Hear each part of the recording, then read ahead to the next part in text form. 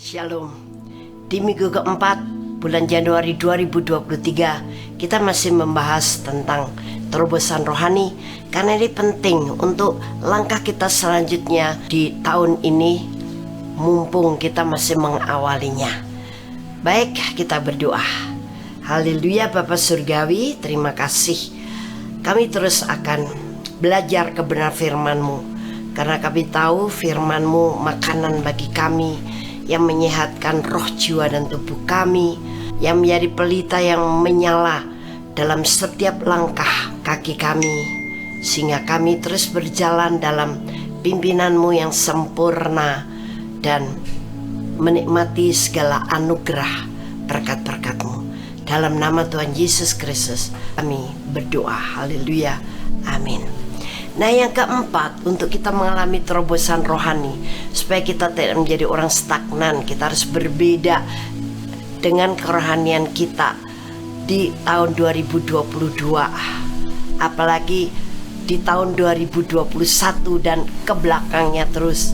Kita harus berbeda, kita harus naik lagi step berikutnya, kita harus bertambah teguh, kita harus bertumbuh, berakar, dan berbuah di dalam kerajaan Allah, yaitu kita harus hidup dalam firman-Nya. Itu sebabnya dalam Matius 4 ayat yang keempat dikatakan, tetapi Yesus menjawab, ada tertulis, manusia hidup bukan dari roti saja, tetapi dari setiap firman yang keluar dari mulut Allah. Nah, jadi kita firman jangan sekedar kita hafal, kita tahu dan kita pernah dengar, tetapi kita harus hidup di dalamnya. Artinya firman itu memang menjadi kehidupan kita. Firman itu kita realisasikan dalam kehidupan kita setiap saat, setiap hari, sepanjang hidup kita. Firman harus menjadi pegangan kita. Firman harus menjadi fondasi kita. Firman harus menjadi motivasi kita. Firman harus menjadi petunjuk yang benar dan tepat untuk kita, sehingga dengan firman kita mau makan dengan lahap, bukan yang sekedar mengerti dan hanya sebatas pengetahuan, tapi betul-betul hidup kita berlandaskan firman yang berkuasa.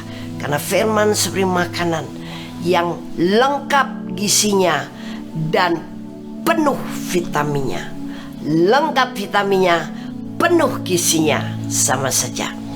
Nah, kalau kita hidup dalam firman, otomatis kita sekarang akan menjadi orang-orang yang hidup di dalam roh, bukan hidup dengan kehidupan jiwani atau kedagingan, tapi hidup dengan berlandaskan kehidupan dalam roh.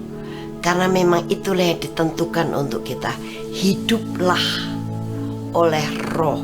Nah, ketika kita hidup oleh roh, kita tidak pernah merasa lemah, kita tidak akan pernah merasa hancur, kita tidak akan pernah merasa gagal, kita tidak akan pernah merasa sudah kalah. Kita selalu tegak berdiri karena Roh Kudus yang menghidupkan kita. Sebab dalam Roma pasal 8 ayat 5, 6, dan 7-8 berkata demikian. Sebab mereka yang hidup menurut daging memikirkan hal-hal yang dari daging. Mereka yang hidup menurut roh memikirkan hal-hal yang dari roh. Perhatikan di sini roh dengan huruf besar. Berarti menunjuk kepada roh Allah atau Roh Kudus. Berarti menunjuk kepada Bapa Surgawi. Berarti menunjuk kepada Tuhan Yesus. Berarti menunjuk juga kepada firman-Nya. Karena keinginan daging adalah maut, tetapi keinginan roh adalah hidup dan damai sejahtera. Sebab keinginan daging adalah perseteruan terhadap Allah, karena ia tidak takluk kepada hukum Allah atau kepada firman-Nya dan pimpinan rohnya, ya. Hal ini memang tidak mungkin baginya. Nah, hiduplah oleh roh.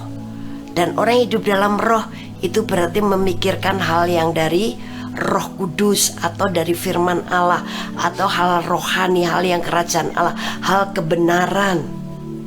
hal kekudusan, hal kehendak Allah. Dan orang yang hidup dalam roh pasti seiring sejalan, bahkan pendudukan diri kepada Allah, kepada roh. Bukan jiwa yang maju, yang penuh dengan emosi, yang kadang-kadang tak tertahankan, tak terkendali, atau nafsu kedagingan yang dari duniawi, dari nafsu daging.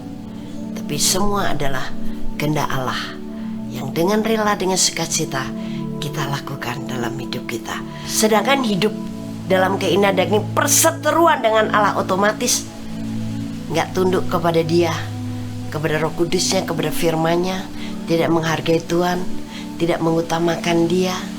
Tuhan hanya sampingan, Tuhan hanya pelengkap, tapi bukan yang utama. Firman hanya sekedarnya, tapi bukan menjadi menu utama untuk engkau, menu yang paling penting untuk engkau.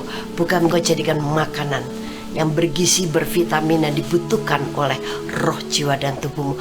Engkau menyepelekan dan meniadakan kebenaran ini, karena engkau hidup dalam daging, melawan atau berseteru dengan hal yang dari Allah. Nah, ini akan membuat apa? Membuat kita hidupnya tidak pernah puas, resah, gelisah, tidak nyaman, tidak tenang, gampang khawatir, gampang takut, gampang panik, gampang stres, gampang frustrasi,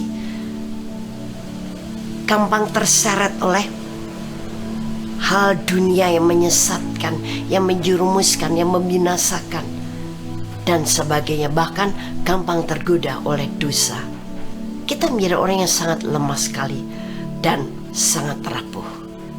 Itu sebabnya hal yang keempat untuk mengalami terobosan iman, makanlah firman. Firman jadikan itu adalah kehidupanmu, itulah petunjuk hidupmu, manual kehidupanmu, makananmu yang bergizi tinggi dan bervitamin lengkap, kebutuhanmu, dan itulah darah dagingmu serta pimpinan Roh Kudusnya, sehingga engkau mengalami terobosan rohani.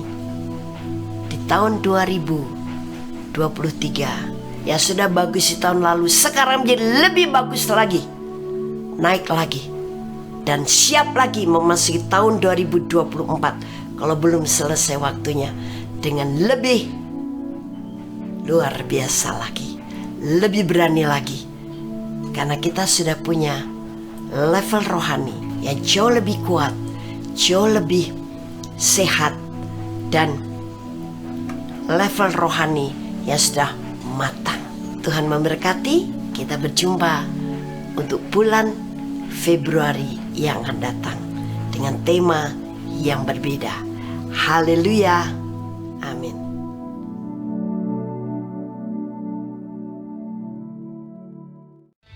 Shalom. Terima kasih Anda telah menyaksikan seri kebenaran firman Tuhan yang akan selalu kami unggah setiap minggunya di channel Hope SCC TV. Saya percaya setiap kebenaran firman Tuhan ini akan membangun dan akan memberkati saudara. Itu sebabnya jangan lupa untuk like dan subscribe supaya Anda tidak ketinggalan untuk seri selanjutnya. Terima kasih dan Tuhan Yesus memberkati.